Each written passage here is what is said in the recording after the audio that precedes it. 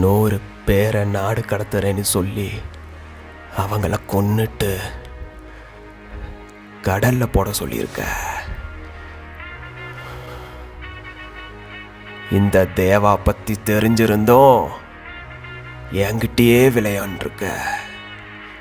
ஏய், இங்க உயிரை விட்டுறாத. வெளியே என் கூலிங்க முன்னாடி தான் நீ உயிரை விடணும். Bastard.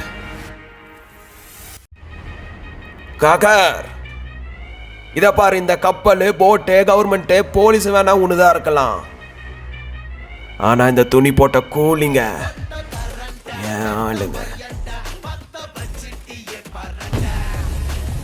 அவ செத்துட்டாள்.